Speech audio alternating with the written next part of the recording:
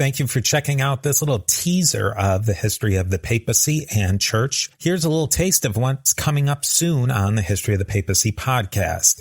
Now, if you like what you hear, I'd love it if you'd leave a rating and review on Apple Podcasts or your podcatcher of choice. If you want to support the podcast even more, consider becoming a Patreon on patreon.com/history of the papacy. There are many levels and benefits for you, and you help keep the history of the papacy going. With that, here's another piece of the mosaic of the popes of Rome and Christian church, and I will definitely be talking to you more soon.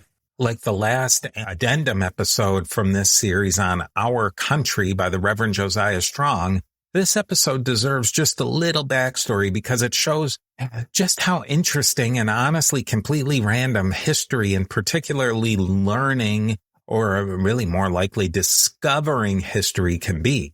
So not too long ago, my family and I went on an epic road trip to Yellowstone National Park, the Great American Road Trip.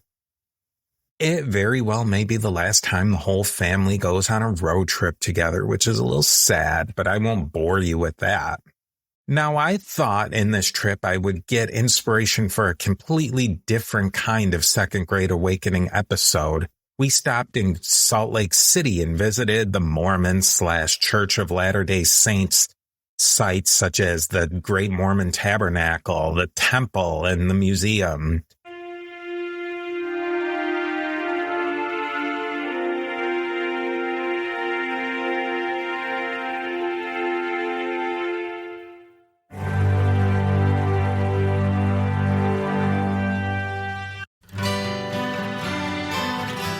The Historical Jesus Podcast is the sweeping saga of the life and times of Galilean Jesus of Nazareth, as well as the faith, religion, and church founded to honor and disseminate his acts and teachings.